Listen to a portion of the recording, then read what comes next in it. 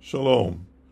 Today I'd like to talk about some contradictions within the book of Deuteronomy, Sefer Devarim. Contradictions between Sefer Devarim and other parts of the Torah are very obvious and have been known to Jewish readers and commentators at least since antiquity, most obviously in the wording of some of the Ten Commandments, Zochor v'Shomor, as almost all Jews with some familiarity with the Torah know, both with regard to the narrative section at the beginning of the Torah, at the beginning of Sefer Devarim, where Moshe Rabbeinu was sort of recapping, summarizing the events of the last 40 years, and in the legislative parts that come afterwards, some of the halachot. And I'm sure many of you are familiar with the famous Wellhausen theory, one of the major breakthroughs, if you want to call it, in the literary criticism, the higher criticism, as they call it, of the Bible. And Wellhausen identifies Sefer Devarim with this book, this scroll that was found in the temple in the reign of Yoshiyahu, one of the last kings of Jerusalem. And ever since then, the students of the Bible, academic students of the Bible, for the most part, have taken the ball and run with it. And of course, it's not at all popular among religious or the believers. But I don't want to get into that at all, or at least not very deeply. I want to talk here specifically about two stark contradictions that are found in the passages leading up to the restatement of the Ten Commandments in Parashat Veit Hanan. And I choose them, I guess, in large part for two reasons. First of all, because they are so stark and obvious that they cannot be something that was missed by a so-called editor or was due to some other event or purpose.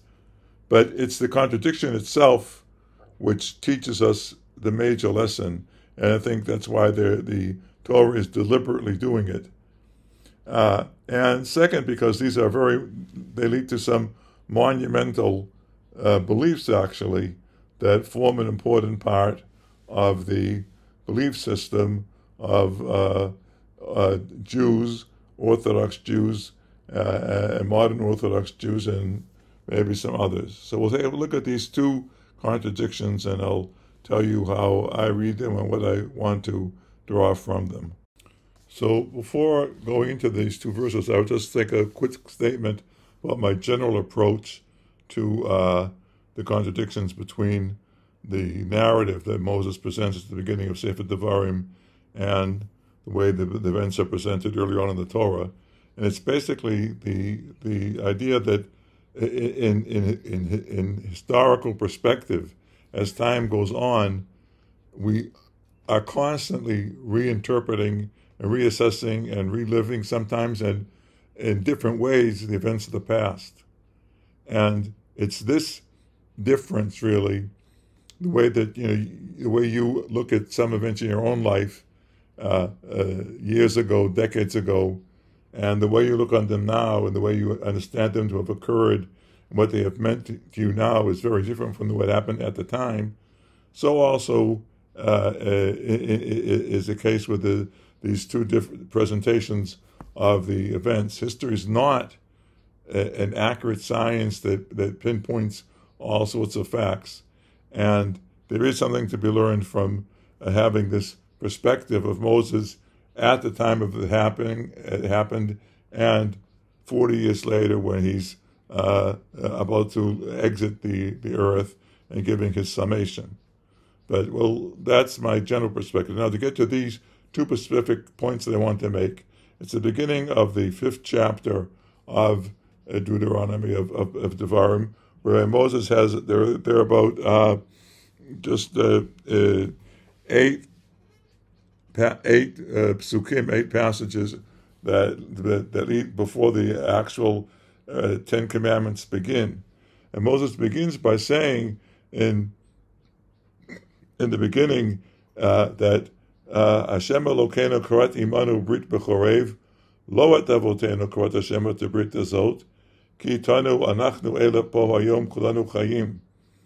That God made this covenant with us at Har Sinai, called here Chorev. It was not made with our fathers, but it was made with us, those of us who are here and living. This is obviously wrong, because this is being said at the end of the 38 years of wandering, whose purpose was to have the whole generation who came out of Egypt and witnessed the events at Sinai die off. And he's speaking to their descendants. So he's not speaking to those who were were alive and cognizant at the time. Maybe some of them were babies, I don't know. But he's talking to the people who were not there, and saying it was with you who are alive today and not with your forefathers. It's not true. Now, if you look at Rashi, Rashi says that when he says lo et avotenu, not with our forefathers, this not means not only. It was not only with your forefathers, with our forefathers, but also with us. This is an excellent suggestion, which has in fact been accepted. But the first thing people who study Rashi seriously learn to ask is, what's bothering Rashi? What's motivating him to say this? And it's obvious that the contradiction between what Moses says and the obvious facts is what's motivating him.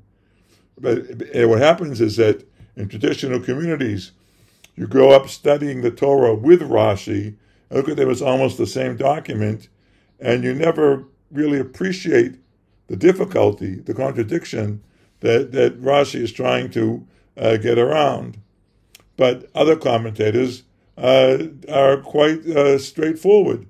The Orach Chaim, Rebbe Chaim Matar, stays right straight off the bat on this verse. This is not true. The covenant was made with our fathers who are no longer alive, not with us who are alive.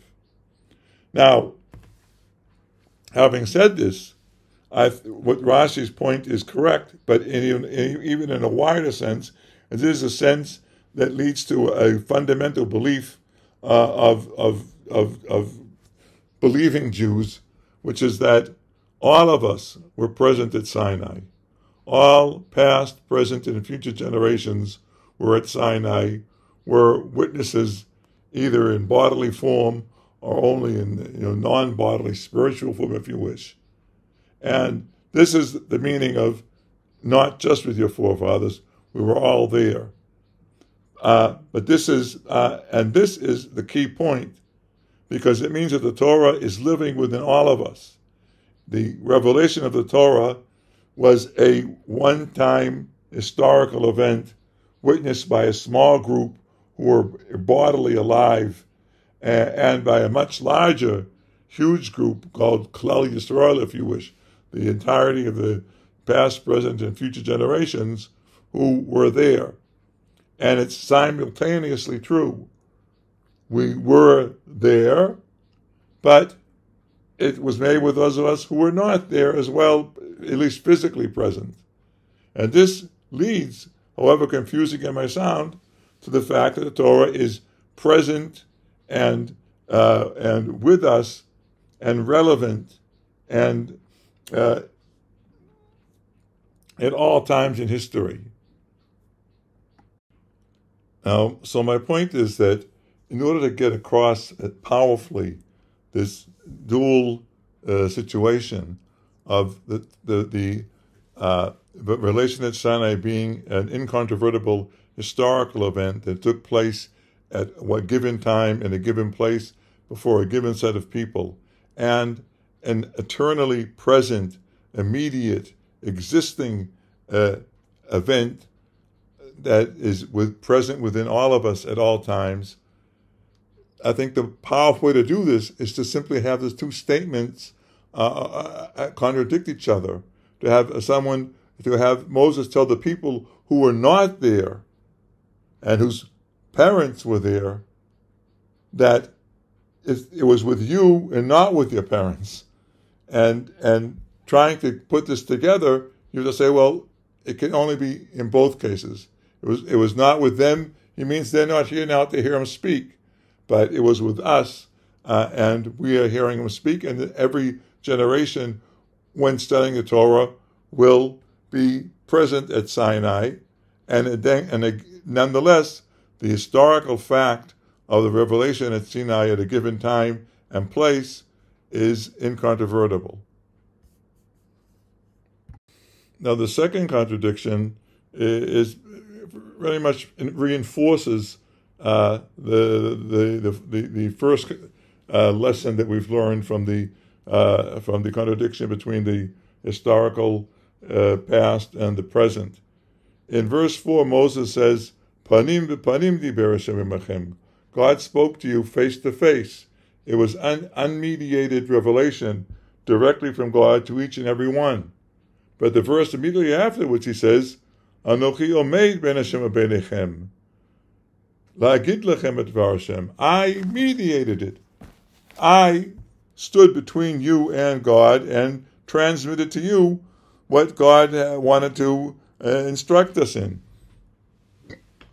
Now, again, the Jewish tradition has had no problem, getting over this obvious contradiction, and it's a point that's made that of the Ten Commandments, the first two were transmitted directly to each and every person, and the remaining 8 were transmitted by Moses. And this is an important point, and Maimonides makes much of it. But even if that point is correct, we have to see what is the Torah doing here, instead of telling us, God told you the first 2 directly, and then I transmitted the other 8. And my point is that it's the same basic point of the earlier contradiction. Panim and panim, we were present. We, who were not, the people among his audience at the time, were not physically there. Certainly not in a mature, cognizant sense. Maybe most of them probably weren't born yet. They were not there to have the revelation face to face. On the other hand, for all Jews, even those who were there, Moses mediates the divine message because he wrote the Torah. So again, we have here these 2 facets to the Torah. It's an experience, an immediate meaning with a present, existent experience of meeting and hearing and digesting the Word of God. But it's also something that's mediated by the written text that we all study, that was written by Moses. These are 2 aspects of the same divine theophany, the same divine revelation. And again, to get this point across as strongly as possible, that what seems to maybe some people to be something that you can't have it both ways. You can't have it both something that's experienced by each one of us, and so we can everyone can say, well, I was there at Sinai. I know what God wants of me, so don't tell me do this and don't do that. And at the same time, have a written book that we say this is the book that Moses gave us, and this is the book that is normative, that tells us what to do. We can have both. And the strongest way to get across this point is not by having a long explanation of dual message or whatever, but to simply have it in stark terms, the 2 contradicting messages, each one a normative binding verse in the Torah, face to face, and the mediation of Moses. Both are true. Both are true. And again, so in a sense, the medium is the message here, to quote Marshall McLuhan, that the way to get across this dual, two-tiered, or whatever you want to call it, idea is not by having a long intellectual academic discussion on levels of meaning and levels of experiencing, but to simply state outright, it was with all of us face to face, and we have the book that Moses wrote mediating this message, which remains to us to this day the normative binding code of law for the Jewish people. Thank you very much, and I hope you enjoyed this talk.